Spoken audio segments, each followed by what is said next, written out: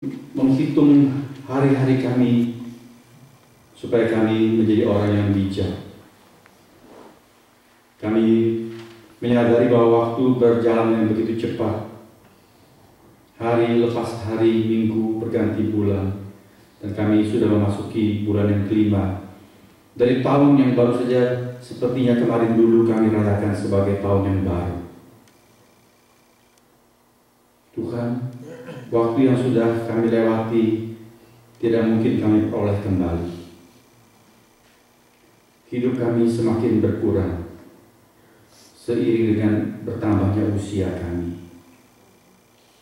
Kiranya kami bertumbuh dalam kerohanian, agar ketika yang bersifat jasmani dan sementara ini mengalami kemerosotan karena dimakan usia dan waktu, kerohanian kami boleh semakin dewasa, semakin matang, semakin berkenan kepada Tuhan.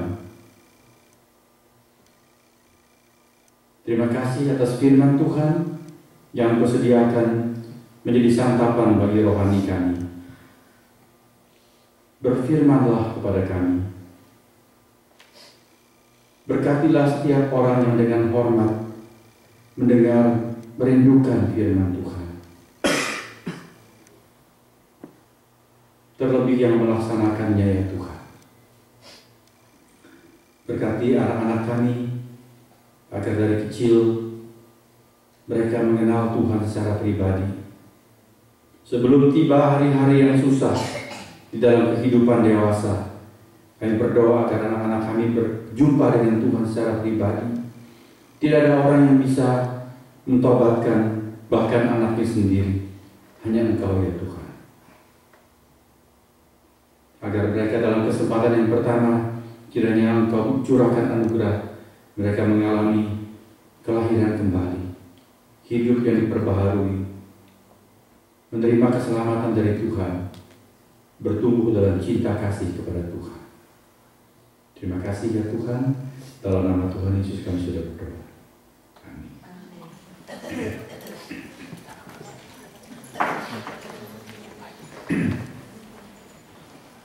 Selamat sore kembali, saudara-saudara. Selamat sore. Selamat bertemu.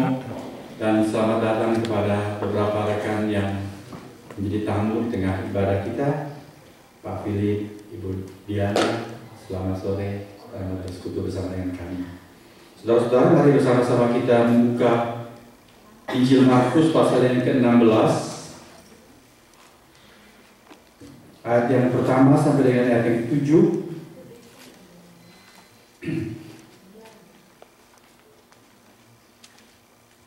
Sebagai tanda hormat kita kepada firman Tuhan, kita hendak membaca dengan berdiri. Kita membaca sambil berdiri Markus 16 ayat yang pertama sampai dengan ayat yang ke-7.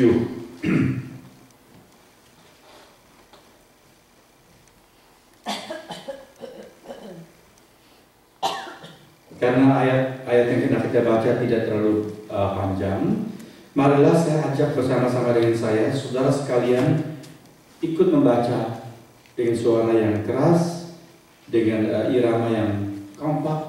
Kita membaca Markus 16 ayat yang pertama sampai dengan ayat yang ke-7. Marilah kita membaca bersama-sama. Setelah lewat hari Sabat, Maria Magdalena dan Maria ibu Yakobus serta Salome membeli rempah-rempah untuk pergi ke kubur dan meminyaki Yesus. Dan pagi-pagi benar pada hari pertama minggu itu, setelah matahari terbit, pergilah mereka ke kubur. Mereka berkata seorang kepada yang lain, "Siapa yang akan menggulingkan batu itu bagi kita dari pintu kubur?" Tetapi ketika mereka melihat dari dekat, tampaklah batu yang memang sangat besar itu sudah terguling. Lalu mereka masuk ke dalam kubur, dan mereka melihat seorang muda yang memakai jubah putih duduk di sebelah kanan. Mereka pun sangat terkejut. Tetapi orang muda itu berkata kepada mereka, "Jangan takut. Kamu mencari Yesus orang Nazaret yang disalibkan itu. Dia telah bangkit. Dia tidak ada di sini. Lihat, inilah tempat mereka membaringkan dia. Tetapi sekarang pergilah, katakanlah kepada murid-muridnya dan kepada Petrus yang mendahului kamu ke Galilea.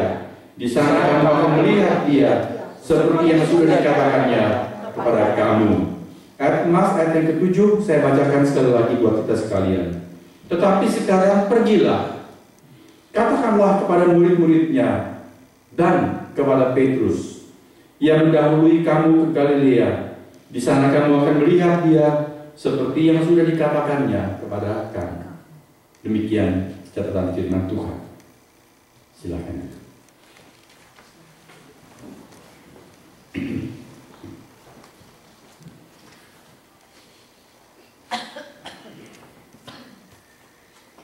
Siapa yang pertama akan Anda kunjungi? Kalau Anda sudah merantau lama, meninggalkan tanah air, tanah tumpah darah, lalu saudara pulang pada suatu ketika, katakan dari Amerika, saudara mungkin dulu belum bisa pulang, tapi kemudian saudara bisa bebas keluar masuk Amerika, saudara pulang ke Indonesia. Saudara mungkin berangkat studi ke sini, sudah lulus, pulang ke Indonesia. Saya mau tanya, siapa orang pertama yang saudara akan kunjungi? Orang tua. Orang tua. Kalau anak muda yang masih pacaran, masih bujangan, pacarnya. Ya, tentu jawabnya macam-macam. Siapa orang pertama yang kita kunjungi? Tapi tentu itu orang-orang istimewa. Orang istimewa yang bagaimana? Orang tua. Yang kita hormati. Orang yang dekat di hati, orang yang kita rasa baik pada kita mau menghargai mereka, terima kasih. Kadang-kadang kalau kita datang ke kota asal kita sudah berapa lama, kemudian kita kunjungi seseorang, mereka tanya, kapan datang? Kita bisa rasa sungkan. Wah, sudah hampir sebulan, kok baru ke situ? Ya, enak, saudara. Macam-macam lah. Siapa orang pertama yang kita kunjungi itu mempunyai makna tersendiri. Kalau orang waktu dia berangkat tinggalkan tanah air, ada orang yang menyakiti hati dia, bikin kecewa dia, mungkin makan uangnya, hutang tidak bayar. Kalau kemudian sudah lama kita merantau, kita pulang ke tanah air, ke kota asal kita mau cari orang itu ya. Nagih hutang. Sudah berapa tahun gua tinggal, mana tuh hutang, gak bayar-bayar. Mungkin kita datangi. Saudara. Kalau dalam cerita silat, orang pulang ke kota asal untuk apa? Balas dendam. Oke? Orang pertama yang dicari adalah musuh bebuyutan 7 turunan yang dulu membunuh ayahnya. Lalu orang anak muda ini sudah pergi merantau, menambah ilmu, sekarang mau pulang, balas dendam ayahnya. Macam-macam orang pulang pertama itu untuk apa? Saudara pernah perhatikan dalam kitab Hakim-Hakim ada seorang bernama Gideon. Gideon dipanggil Tuhan untuk membebaskan Israel dari cengkraman penjajahan orang Midian. Lalu Gideon berangkat perang. Waktu dia pergi berangkat perang, pasukannya sedang mengejar musuh dan membutuhkan logistik, membutuhkan dukungan makanan dan sebagainya. Kemudian Gideon minta bantuan penduduk Sukot. Ada sebuah kota namanya Sukot. Tapi pemimpin-pemimpin di Sukot itu bilang apa pada Gideon? Memangnya dua musuhmu itu Sebah dan Salmuna itu sudah dalam tanganmu sampai kami harus mendukung kamu? Mereka tidak mau mendukung Gideon. Lalu Gideon bilang apa? Oke, nanti kalau aku kembali dari perang dan menang, aku akan menghajar kamu dengan onak duri dari padang belantara. Lalu dia maju lagi melewati sebuah kota lain dan minta bantuan. Tapi penduduk kota itu sama juga mengatakan, kami tidak mau mendukung. Kami belum jelas kamu tuh bakal menang atau kalah. Kau minta dukungan sekarang. Gideon bilang, kalau aku pulang menang perang, aku akan robohkan menara kota ini. Lalu Gideon pergi perang dan dia menang. Dia menangkap dua raja yang sedang dia kejar. Apa dia lakukan? Begitu dia kembali ke kota itu, siapa yang dia cari pertama? Nah, saudara lihat, Gideon dia balas. pemimpin-pemimpin kota Sukot dihajarnya dengan panah duri. Maksudnya dia siksa, dia cambuk dengan duri. Dan menara kota yang satu itu dirobohkan oleh Gideon. Paskah itu ibarat kemenangan sesudah perang. Minggu lalu kita merayakan, itu adalah hari kemenangan Tuhan Yesus. Dari sebuah peperangan yang dahsyat. Peperangan melawan siapa, saudara-saudara? Melawan kuasa kegelapan. Peperangan melawan dosa dan peperangan melawan kematian. Lalu hari Minggu adalah perayaan kemenangan Tuhan. Setiap kali kita datang hari Minggu berbakti, ingatlah saudara, itu bukan sekedar kebiasaan karena kita namanya orang Kristen.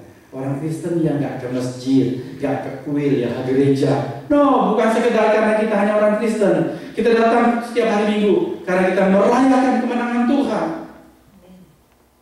Paskah itu bukan seminggu, bukan setahun sekali, saudara-saudara. Tetapi setiap hari Minggu kita diingatkan, Tuhan sudah menang atas kematian. Persoalan manusia yang paling besar itu apa? Yang sampai sekarang, dari dulu sampai sekarang, dan akan datang, akan menjadi persoalan terbesar manusia. Apa? Kematian. Tidak ada orang yang bisa menghindari kematian. Tak peduli dia miskin atau kaya, muda atau tua, setiap orang akan dijemput oleh maut. Persoalan yang lain kita tergantung besar kecilnya, tapi kematian adalah persoalan terbesar. Tuhan itu sudah kalahkan. Paskah adalah kemenangan. Nah, saudara perhatikan, sesudah Tuhan Yesus menang dalam peperangan yang dahsyat itu, orang pertama yang dia cari itu siapa? Tadi saudara perhatikan ayat 7, mari kita baca sekali lagi ayat yang ke-7 bersama-sama. Kita baca bersama, oke? 2, 3. Tetapi sekarang pergilah, katakanlah kepada murid-muridnya dan kepada Petrus yang mendahului kamu ke Galilea. Di sana kamu akan melihat dia seperti yang sudah dikatakannya kepada kamu. Yang Tuhan mau cari siapa, saudara-saudara? Murid-muridnya. Murid-muridnya. Jadi setiap orang yang menjadi murid Tuhan Yesus itu mendapat tempat di hati Tuhan, tempat yang istimewa. Saudara lihat, Tuhan mencari murid-muridnya. Bahkan dia bukan mencari secara khusus, bukan mencari ibunya. Meskipun ibunya termasuk murid juga, tapi di sini adalah murid yang kelompok yang disebut kelompok 12 itu, yang pada saat itu sudah tinggal 11. Lalu dia berikan satu catatan khusus. Ini pesan Tuhan kepada malaikat yang menjaga kubur. Perempuan-perempuan datang, lalu malaikat itu beritahukan kepada para wanita itu pesan Tuhan supaya mereka sampaikan kepada murid-murid Tuhan. Dan kepada siapa? Dan kepada Petrus. Di antara 12 murid Tuhan, yang Tuhan paling sayang itu murid siapa? Yang paling dekat dengan hati Tuhan. Ya, Injil Yohanes mencatat Yohanes adalah murid yang paling dikasihi Tuhan. Tetapi di sini tidak dikatakan, pergilah katakanlah kepada murid-muridnya dan kepada Yohanes. No. Kalau ada lingkaran terdekat dengan Tuhan yang lain, Yakobus. Ya, tapi Tuhan tidak bilang dan kepada Yakobus, melainkan khusus disebut dan kepada Petrus. Kenapa Tuhan menyebut nama Petrus secara khusus, saudara-saudara? Apa Tuhan mau balas dendam kepada Petrus? Dulu kamu bilang mau setia, mau ikut aku, di penjara sampai mati pun rela. Padahal belum lewat 24 jam, kamu sudah menghujat aku, menyangkal aku 3 kali, bilang engkau tidak kenal aku. Apakah Tuhan sekarang mau nyentil Petrus? Khusus cari Petrus? Mengapa Tuhan mau mencari Petrus, saudara-saudara? Mengapa? Karena Tuhan mengerti kondisi galau hati Petrus. Tuhan mati diperkirakan pada hari Jumat. Lalu pada hari Sabtu pagi, hari esoknya, ketika Petrus, kalaupun dia bisa tidur malam hari, kira-kira pagi hari itu begitu bangunnya dia ingat itu apa, saudara-saudara? Kemungkinan malah Petrus sepanjang malam tidak tidur. matanya bengkak. Bukan bengkak karena tidur,